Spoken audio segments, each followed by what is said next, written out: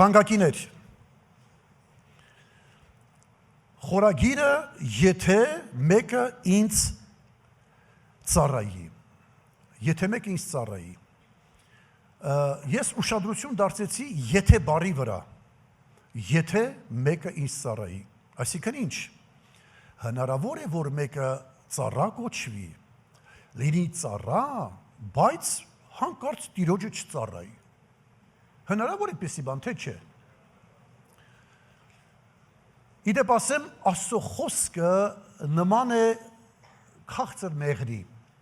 մենք չենք կարող միայն մի կողմը ներկայացնել, մյուսը ոչ, ինչպես Մարգարեն է ասում է, երբ որ ես կերա, քաղցր էր բերանիս մեջ, բայց փորիս մեջ մի քիչ դառնացավ, դառը եղավ, հիմա այդ կերակուրը մերն է, ավետարան ունի և այս կողմը և այն կողմը, հիմա որպես Աստծո ծառաներ, այո, հնարավոր է, որ որևէ ծառա լինի եկեղեցում, ծառայի արտաքնապես տիրոջը, բայց տիրոջը չծառայի, սա վտանգավոր է, որովհետև հնարավոր է անգամ լինելով Աստծո զավակ, լինելով Աստծո ծառա, բայց ինքը Աստված մերասի ծառայի հանկարծ շեղվի նպատակից և ծառայի բահաղիմներին, կուրքերի, որը շատ վտանգավոր է։ Ուրեմն լինել ծառա և ոչ թե ծառա, սա ողբերգություն է։ Առաջին Կորինթացիս 7:23-ում առաքյալն ասում է, որ դուք մեծ գնով գնվեցիք, մարդկանց ծառա չլինեք։ Հիշում եք Պետրոս առաքյալը, Բարնաբասը, Պողոսը ներկայացնում այդ պատմությունը Գաղատացիս թղթում, որ երբ որ իրար հետ էին, հեթանոսները ուտում էին, խմում էին, հաղորդակցվում էին, բայց երբ որ Երուսաղեմից Հակոբի մոտից եղբայրներ եկան, Պետրոսը, Բարնաբասը և որոշ եղբայրներ հետ քաշվեցին, ցույց տալու, որ իրենք կապ չունեն, թեև իրենք հասկանում են, որ դա խնդիր չէ, դա ավետարան չէ, բայց երբեմն փորձում են մարդահաճո լինել, ում են ուզում հաճելի լինել, գուցե Հակոբին, Երուսաղեմի եկեղեցու ավագ Հովվին, գուցե համակարգին էին փորձում հաճելի լինել, մեծ հաշվով վախ կար նրանց վրա և նրանք նպատակից շեղվեցին, արդյոք հնարավոր է այսօր մեր կյանքում էլ նման բան տեղի ունենա, թե ոչ, հնարավոր է, ուրեմն զգուշ կենանք, որ մեծ գնով են գնված, մարդկանց ծառա չլինենք, եթե մարդկանց հաճելի լինեինք, ասում է առաքյալը, եթե կամենայինք լինել հաճելի մարդկանց, էլ Քրիստոսի ծառա չենք լինի, կլինենք մարդկանց ծառա, կլինենք կրոնի ծառա, համակարգի ծառա, բայց մենք որոշել ենք լինել Տիրոջ ծառա, ամեն, աներգբա է այն փաստը, ինչպես ասում է Աստծո խոսքը, որ մենք կարող ենք ամեն բան անել ճշմարտության համար, բայց ճշմարտության դեմ չենք կարող։ Չենք կարող ծառայել երկու Տիրոջը միաժամանակ, ինչպես ասեց Տեր Հիսուսը։ Չէ, խնդիրը չի, որ չենք կարող։ Իրականում կարող ենք փորձել, Աստված մերասի, փորձողներ կան եւ կարողանում են համատեղել։ Խնդիրը չի, որ չի ստացվի, կստացվի, բայց սա փակուղի է։ Սա Տիրոջ համար դատաստան է, Տերը կբարկանա սրա վրա։ Մենք ում ենք ուզում հաճեսել մարդկանց, ուզում ենք Աստծուն բարկացնել, իհարկե վտանգավոր բան է Աստծո ձեռքը գնել, երբ որ նա բարկացած է։ Ուստի այսօրվա պատգամը կնպաստի նրան, որ մենք հետևություն անենք, որ դառնանք Տիրոջ ծառա։ Ամեն։ Ինձ զարմացրեց այս պատմությունը, երբ որ ես ընթերցում էի ավելի նորովի։ Երբ որ Հոբը, երանելի Հոբը գտնվում էր ծանր կացության մեջ, ընտանիքը կործանվել էր, որդիները չկային, միայն ինքն ու կինը, ծանր ապրումների մեջ, տվայտանքների մեջ, մահեր ուզում գրեթե, այդ ապրումների մեջ եկան նրա մոտ նրա 3 բարեկամները, բայց բարեկամներ եմ ասել է, սրանք երբ որ խոսում էին, ես երբ որ ընթերցում եմ, երբեք անգամ չեմ հասկանում ինչ են խոսում, այնքան խոր իմաստ, այնքան տաղանդավոր նախադասություններ են օգտագործում, այնպիսի շքեղ քերականություն են օգտագործում, ես կարծում եմ, որ այն ժամանակ նրանք եղել են ժամանակի հանճարները, նրանք տարիքով անձնավորություններ էին, երիտասարդներ չէին, հասկանում եք, այս մարդիկ եկան և խոսեցին նրա հետ, մասնավորապես Եգիփաս թեմանացին։ Ասեց, ես պատահական չեմ եկել քո մոտ։ Ես գալուց հայտնություն եմ ստացել, երբ որ ես խորհում էի, մտորում էի, թե ինչու պետք է Հոբի հետ այս պատմությունները տեղի ունենար։ Եվ ասում է, այդ գիշեր, երբ որ մտորումների մեջ էի, մարդկանց վրա խորքուն ընկնելիս, Աստված ինձ հայտնվեց, մի ոգի երևաց ինձ, անգամ այնքան ակնառու, ակնբախ, որի մաշկին կպա մազերս անգամ զգացին այդ ոգու ներկայությունը։ Եվ նա խոսեց եւ ասեց, որ Աստված իր հրեշտակների վրա վստահություն չունի։ Նրանց չի վստահում, ուր մնաց Հոբը, այսինքն Հոբը մեղքի մեջ է։ Եվ ես եկել եմ հայտնությամբ, սա էր ուզում ասել թեմանացին, դու մեղքի մեջ ես։ Եվ նա փորձում էր, եւ ոչ միայն նա, նաեւ այդ 3 բարեկամները համատեղ փորձում էին ներկայացնել Աստծուն, բայց ինչ գեղեցիկ էին ներկայացնում, ինչ հանճարեղ, տիեզերական մասշտաբով, արարչագործությամբ, ես ուղղակի ապշած եմ, երբ որ ընթերցում եմ, թե ինչպես են նրանք խոսում Աստծո մասին։ Եվ ես զուգահեռներ տարա իմ անձի վրայով։ Ես էլ եմ փորձում խոսել Աստծո մասին, ես էլ եմ քարոզում նրա մասին, ես էլ եմ փորձում առատ խոսքով, գեղեցիկ խոսքով ներկայանալ եւ ներկայացնել Արարչին։ Եվ ինչպես նաեւ դուք բոլորդ, ամեն։ Բայց ինչ որ մեկը պիտի գնահատի դա։ Ում որ ներկայացնում ենք, նա վերջում պիտի ասի, ապրես բարի հավատարիմ ծառա, թե ուղղակի պիտի ասի, չէ, լավ չէր։ Ապրել մի կյանք։ Այս բարեկամները ապրեցին երկար կյանք։ Եվ նրանք վստահ էին ինչի մասին են խոսում։ Երկար տարիներ։ Եվ գիտեք վերջում ինչ տեղի ունեցավ։ Աստված խոսեց Հոբի հետ եւ ասեց. գնա ասա այդ բարեկամներիդ 42-րդ գլխում է գրված։ Ասա, որ դուք ինչ որ խոսեցիք իմ մասին, ամենասխալ էր։ Գնացեք Հոբը թող բարեխոսի ձեզ համար, որ ձեր հիմարությունը, ինչ է գրված, այդպես չի գրված, այո։ 8-րդ խոսքում։ Հոբը աղոտ կանի ձեզ համար, որովհետև նրանց եմ ընդունում, որպեսզի չհատուցանեմ ձեզ ձեր հիմարությունը։ Այսինքն, այդքան տարի Տիրոջ մասին իմանալ, այդքան տարի Տիրոջ մասին քարոզել, ժամանակի ուղղակի երևի հանճարներն են այս մարդիկ, եկան Տիրոջը ներկայացրեցին եւ իրենց մայրամուտին, տարիքի մայրամուտին հանկարծ Աստված ասում է, որ ձեր ներկայացած իմ մասին հիմարություն է։ Ես վախենում եմ։ Իսկ ես ինչ եմ ներկայացնում, ինչպես եմ նրան ներկայացնում, որպես ծառա։ Աստված մի արասը, եթե հանկարծ գա մի ժամանակ, ես էլ եմ մեծանում։ Մայրամուտին հանկարծ դուրս գա, որ ես ինչ որ խոսել եմ Աստծո մասին, հիմարություն ա եղել։ Եվ այս գնահատականը տա մանե թեկեղ ու փարսին։ Մենք հիմա ինչ ուզում անում ենք, ինչպես ուզում ենք խոսում ենք, բանավիճում ենք, իրար հանդիմանում ենք, իրար մեղադրում ոլորության մեջ, արդարության մեջ, դե կշռակարերը վերջնականապես մեր ձեռքերում չէ, այլ նրա ձեռքերում է։ Վերջի խոսքը մերը չի, ինչքան ուզում ենք խոսենք, Հոբի նման, Եգիփաս թեմանացու նման, այն բարեկամների նման, վերջում նա կասի. Աստված մի արաս, ես վախենում եմ, հանկարծ ինձ համար, ես ունեմ Աստծո վախը, հանկարծ ասի հիմարություններ։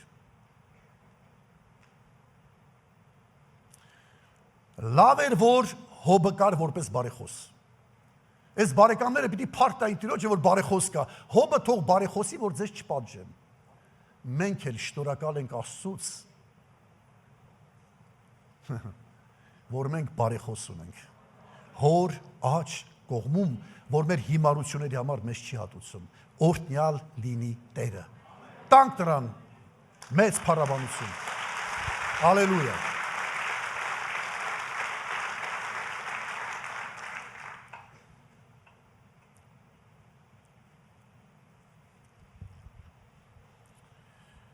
Մաղաքիա մարգարեության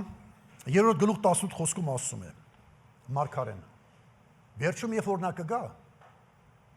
նա ցույց կտա, նա իրեն ծառայողի եւ չծառայողի տարբերությունը։ Տերը մեզ ողորմություն անի։ Տերը մեր միտքը լուսավորի։ Ամենևին նպատակ չունեմ եւ այստեղ որևէ քարոզիչ չունի այդ նպատակը ինչ որ նոր հայտություններով ցնցենք իրար, նոր քարոզներով ցնցենք իրար։ Ամենևին դա չի նպատակը։ Ես համոզված եմ, որ մենք այն մարդիկ ենք, որ ուզում ենք Տիրոջը ճիշտ ծառայել, ուղիղ ծառայել, արդարությամբ ծառայել, որ վերջում հանկարծ մեզ համար վատ խոսքեր չընչի։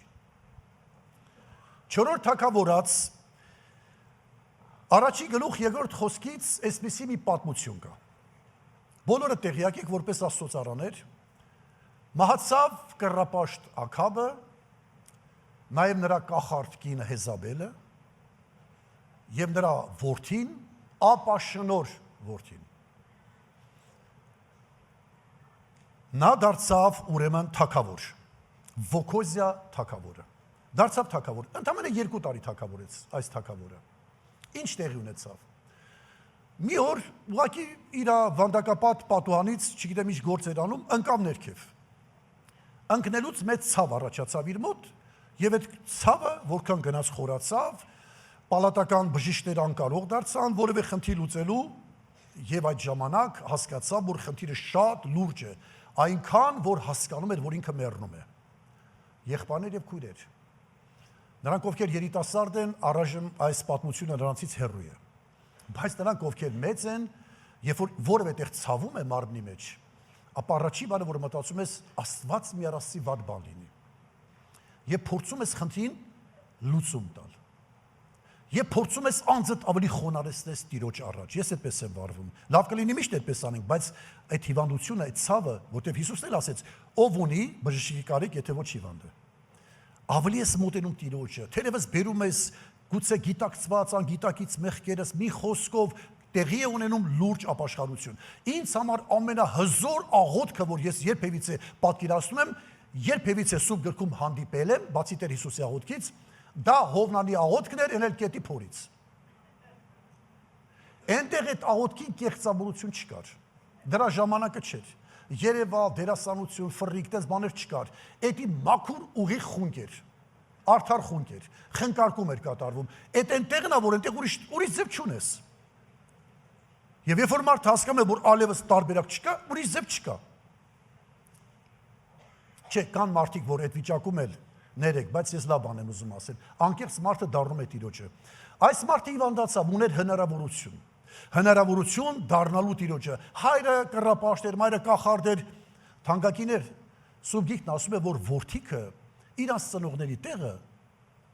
պատիժ չեն կրում, պատասխանատու չեն։ Դու կարող ես փոխել քո կյանքը, բեկումնային փոխել, դեպի Աստված դառնալ։ Անգամ հիշում եք մի պատմություն կար, երբ որ անապատում ապստամբեցին Կորխը, Դաթանը եւ Աբիրոնը։ Հիշում եք պատմությունը։ Այդ ժամանակ Կորխի որդիները իրենց հոր հետ ապստամբությանը չմիացան։ Որքան է զարմանալի է։ Նրանք սիրում էին իրենց հորը, պատվում էին իրենց հորը, բայց ապստամբությանը չմիացան։ Որդիքն ասեցին՝ «Պապ ջան, քեզ շատ ենք սիրում, քեզ շատ ենք հարգում, բայց ճշմարտությունը մեկ է։ Դու ճիշտ չես»։ Այս որդին էլ կարող էր այդպես վարվել, բայց ոչ։ Այս որդին որոշեց ինչ աներ, կանչեց իր պատգամավորների, մի խումբ պատգամավորներ, կարծում եմ ոչ դատարկաձեռը, առատ լեբլեցուն ամեն ունեցվածքով, եւ կարծում եմ նաեւ երևի զինվորներ էլ է դրել դրանց հետ, որ ապահով այս պատգամավորներին հասցնեն բահաղ ճանճիկ Աստծո մոտ։ Պատկերացնում եք, Իսրայել, Աստծո ժողովուրդ, Աստծո օծյալ, Աստծո ծառա, Աստծո ժողովուրդ, եւ ինչ պետք է տեղի ունենար այդ ժամանակների մեջ, որ այսքան այս ծառաները շեղվեին եւ ուղղությունը դարձնեին դեպի բահաղինները։ Են էլ ճանճիկ, ճանճ, որը մարդ պիտի խելք ունենա, էլի։ Ասեցին իմաստուն ենք եւ հիմարացան։ Հասկանում եք, միթե կարելի է այդպես վարվել։ Բայց դե ճանճել կա ճանճել, ժողովուրդ ջան, գիտեք, չէ՞։ Օրինակ կա մեղվա ճանճ, մայս աղբենուրա գիտի, մայստուր է։ Մեղվա ճանճ կա։ Օրինակ այդ ճանճը մեղր է պատրաստում, մեղր է տալիս մեզ օգտակար է։ Բայց կան ճանճեր, իրականում ճանճ, որ անդադ կեղտի մեջ է։ Այդ ճանճերը նկատել եք, որ այս լույսերը, լամբուշկաները որ կան, նկատել եք, որ ճանճերը միշտ պատտում են լամբուշկայի կողքը եւ ամեն ինչ անում են, որ լամբուշկան կեղտոտեն։ Նկատել եք կետեր կա այդ լույսի վրա, դա նրանց կեղտն է։ Աստված մի արասե եղբայրներ եւ քույրեր։ Ես ինքս այս ամեն պատմությունի վրա եմ վերցնում։ Աստված մի արասի, որ ես այդպես վարվեմ։ Լինել Աստծո ծառա, լինել Աստծո տանը եւ նրան չծառայել, եթե մեկը ինձ ծառայի, այդ եթեն ինձ անհանգստացնում է։ Ես իրականում սկսում եմ լուրջ մտածել այս խնդրի շուրջը։ Ուղարկեց, որպեսզի սրանք գնան եւ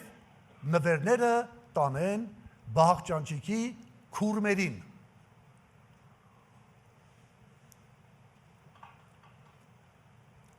Երբ որ սրանք գնում էին, ճանապարհին Աստված խոսեց։ Հրեշտակը խոսեց Եղիա մարգարեի հետ եւ Եղիային ասեց. Եղիա, վեր կաց գնա ընդառաջ եւ այդ падգամավորներին ասա, հետ դարե գնացեք եւ ասեք ձեր թագավորին, խի Իսրայելի մեջ Աստված չկա։ Միթե, այսինքն հնարավորություն կար ապաշխարելու, հնարավորություն կար դարձի գալու, հասկանում եք, եւ նա կարող էր դառնալ, կարող էր ապաշխարել, կար շանս, կար հնարավորություն։ Միթե չկա Աստված, իհարկե կա Աստված, եւ դու ուղարկում ես Բաղճանճիկի մոտ, գնացեք ասեք, որ իր անկողնուց վերջի կենալու մեռնելու է։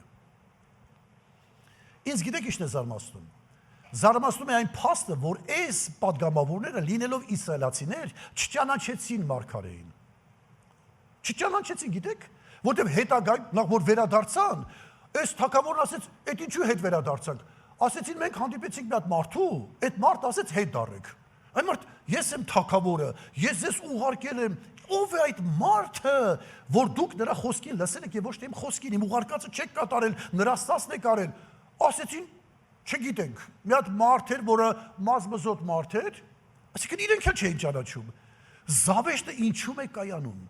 Իսրայելացին չճանաչի իր օծյալին,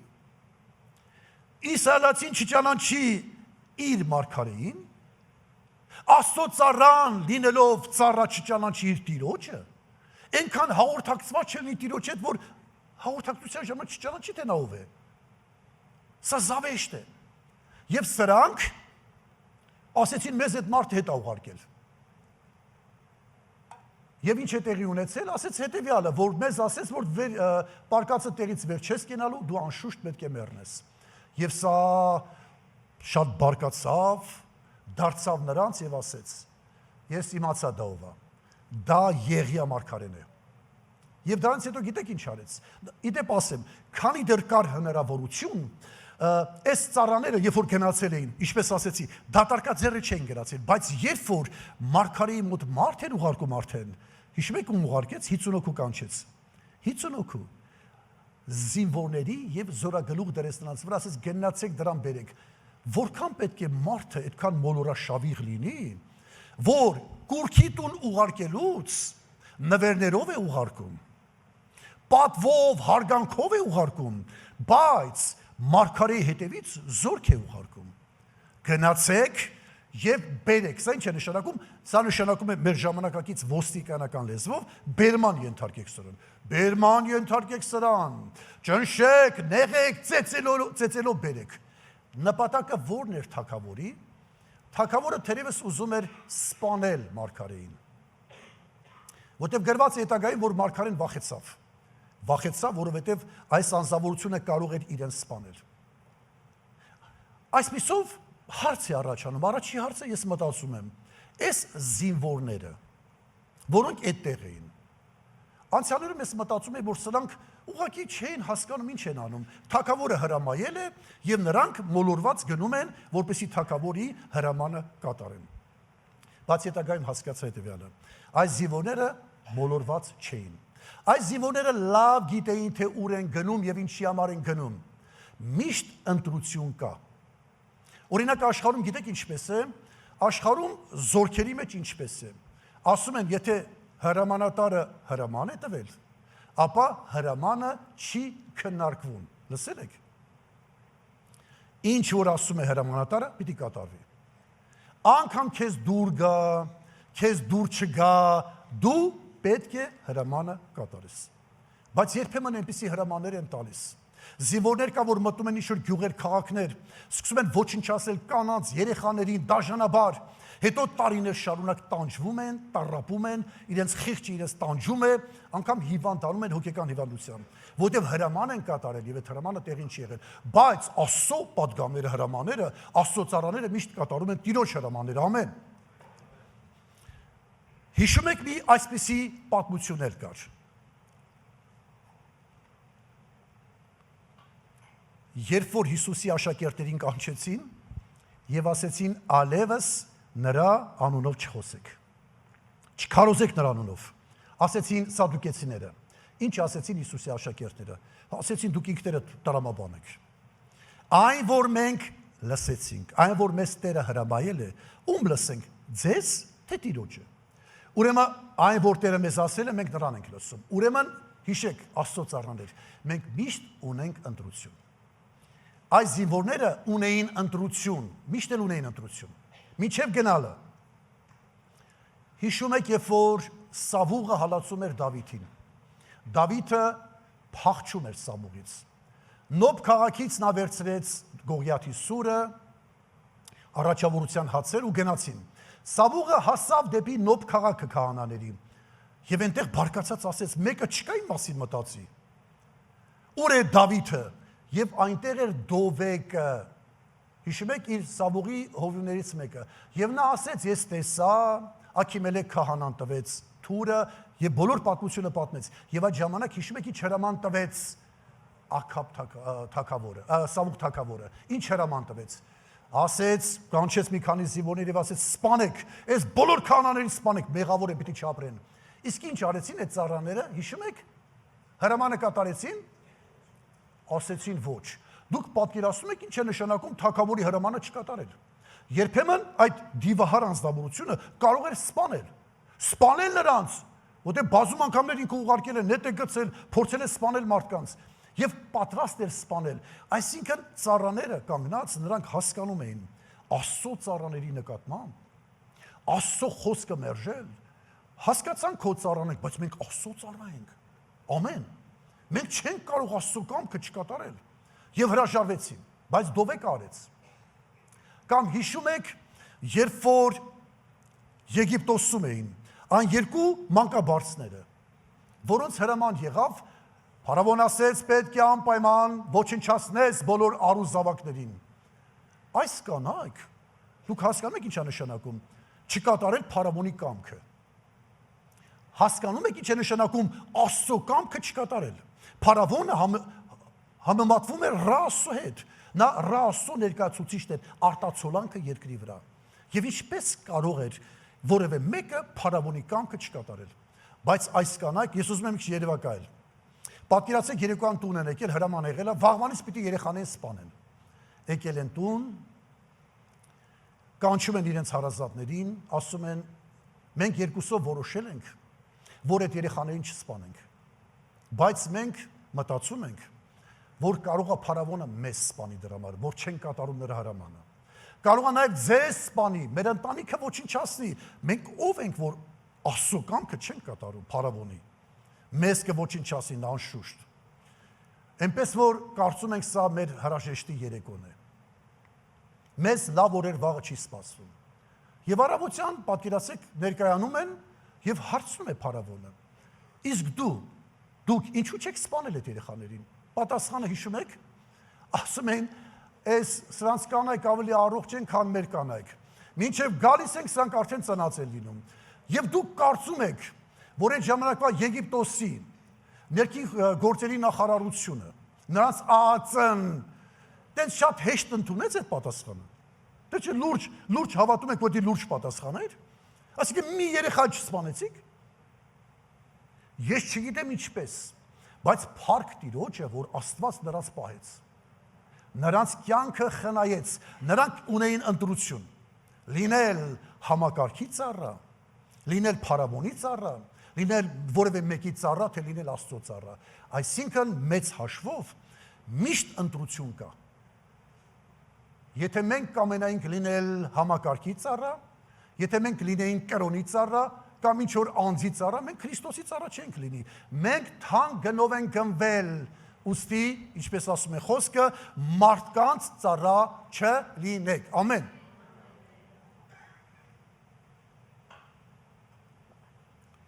Կանչեց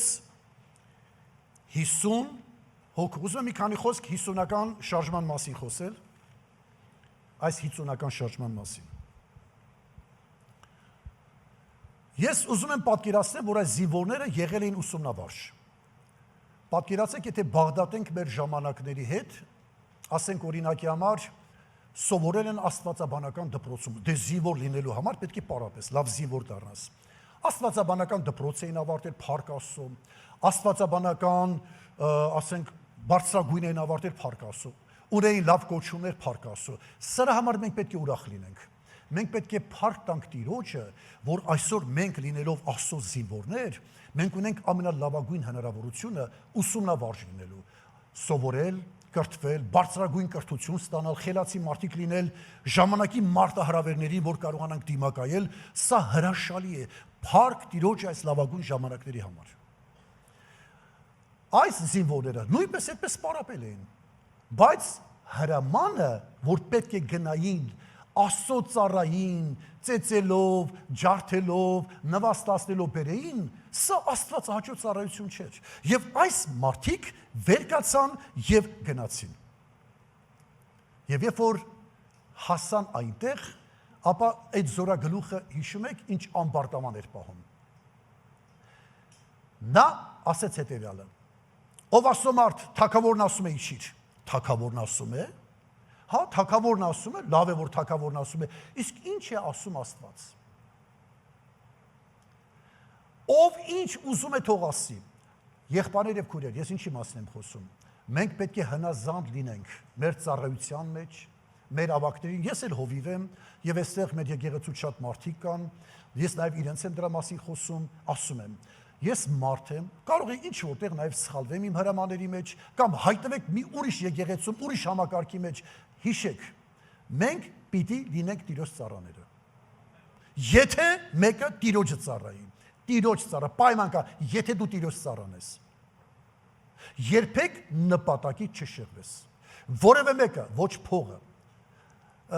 ոչ քծնվելը, ոչ ստորանալը, սա հարիր չի Աստծո ծառային։ Աստծո ծառան պիտի իմանա, ինքը Աստծո ծառա է։ Ինքը ներկայացնում է երկինք ու երկիր ստեղծող Աստծուն։ Հետևաբար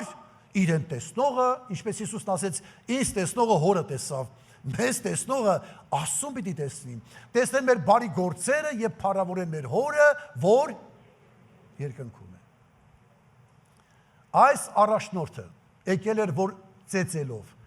ջարդելով, տաներ, բայց ինչ ասեց այնտեղից Աստծո մարդը, եթե ես Աստծո մարդ եմ, թող հենց հիմա կրակ իջնի եւ լափի ձեզ։ Այս 50 հոգին ինչ որ մեկի ամուսիններն էին, ինչ որ ոմանց որդիներն էին, ունեին լավ ապագա, կամ կունենային լավ ապագա, կունենային ընտանիք, սերունդ, Աստված նրանց կյանքում ուներ ծրագիրներ, այս 50-ը չհասցրեցին անգամ մի բառ ասեն, չհասցրեցին խոսել։ Նրանց տեղը խոսեց մեկը, որի հիմարության պատճառով այս 50-ը ընկան կրակի մեջ։ Որքան կարևոր է Աստված ինձ ողորմություն անի եւ ամեն մեկիս, որ մենք առաջնորդում ենք մարդկանց, ծառայում ենք մարդկանց, որ մենք կարողանանք իրենց նպատակին հասնենք եւ ոչ թե կրակը գցենք նրանց։ Երկրորդ 50-ն էլ այդպես վարվեց։ Բայց երրորդը, ուզում եմ Պողոսից ընթերցել առաջի Տիմոթեոս 4:16, ասում է Տիմոթեոս, զգուշ կաց անձիդ եւ վարդապետությանդ, եւ դրանում հարատևիր, որտեւ այդ անելով քո անձն էլ կապրեցնես եւ քեզ լսողներին։ Եթե մենք մնանք Աստծո խոսքի մեջ, Աստծուն ծառայենք անշահախնդիր, ուղիղ, մաքուր, ապա մեր անձներ կապրեցնենք եւ նրանց, ովքեր մեզ լսում են։ Ես մաղթում եմ բոլորիս, բոլորիս թանկագիներ, որ ինչպես որ Պողոսը տվեց խորհուրդ Տիմոթեոսին, այդ խորհուրդը ունենանք մենք Աստծո ծառաներս եւ լինենք Աստծո կամքի մեջ եւ լինենք Քրիստոսի ծառաները։ Եվ վերջում նորից ուզում եմ հիշեցնել մեր այն խոսքը, որ գրված է այստեղ, կամ պիտի գրվի հեսա, եթե մեկը ծառայի ինձ, հայրը կպատվի նրան։ Ուրեմն եթե ծառայենք, հայրը մեզ կպատվի, մեզ կբարձրացնի, մենք ունենք լավագույն ընթացք։ Ուրեմն ամեն մոլորաշավիղ ճանապարհներից դառնանք, ամեն ծուռ ընթացքից դառնանք, ինչպես Դավիթն ասում էր, քննիր իմ սիրտը եւ տես, եթե ես շեղվել եմ կյանքի ճանապարհից, ինձ կյանքի ճանապարհի մեջ դրիր, ուղիղ ճանապարհի մեջ դրիր, որպեսզի մենք հասնենք նպատակին, որ վերջում Տերը չասի, հիմարություն ես քարոզել, հիմարություն, այլ ասի, ապրես բարի եւ հավատարիմ ծառա, եւ եկ եւ վայելիր այն բոլոր օրհնությունները, որ պատրաստված է քեզ համար։